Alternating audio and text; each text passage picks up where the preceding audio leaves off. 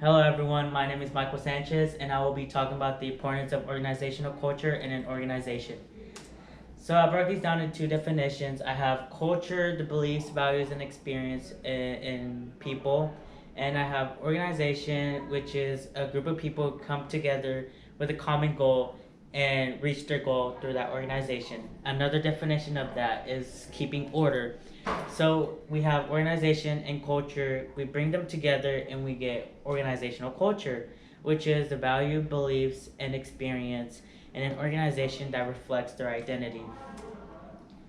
So one of the main important essentials in an organization is diversity, which is bringing people from different backgrounds and bring them to deliver a good idea, to deliver their abilities to the organization, and they use this to reach their goal. And having people with different ideas and abilities also helps them not to be simple and boring. So being effective in an organization means uh, they're being successful but haven't reached their goal yet. So every individual has different abilities. That is, of course, true, and we have our pros and cons. But that doesn't mean that we're not perfect or we're not useful for the organization. This means we could specialize for the organization so that we can come together as a team and we can reach that goal easily.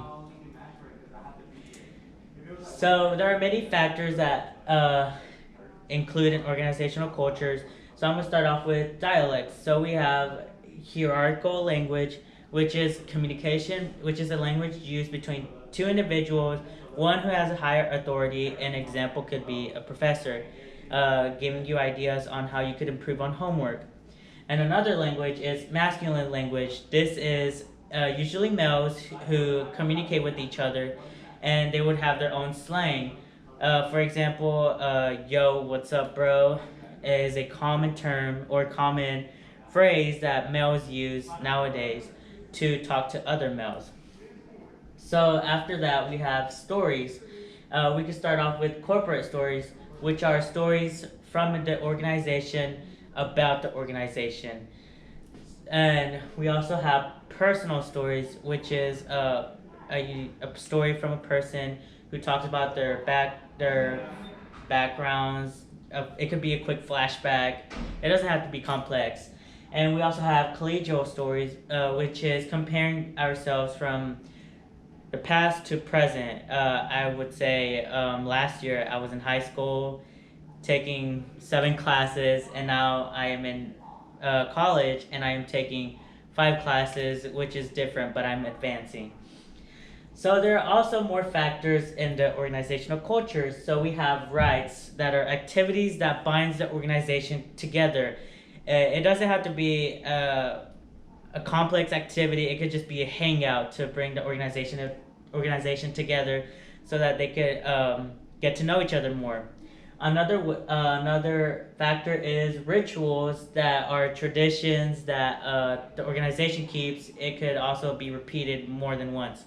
An example would be in the Mexican tradition, when it was someone's birthday, uh, they would get woken up by singing the mañanitas to them, and that was one of their rituals. So then we have structures. In structures, we have roles. Roles are responsibilities that a member from an organization takes so that that could help the organization reach their goal. An example of this could be the treasurer of an organization. He manages how the money comes in, how it comes out, and what is left. And that's the role. So now we have rules. One of them is policies, which are formal rules that organization takes in order to reach their goal without having trouble. So we also have communication networks.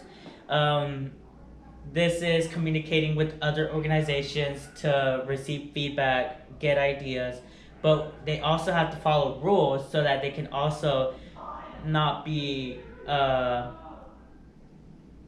not be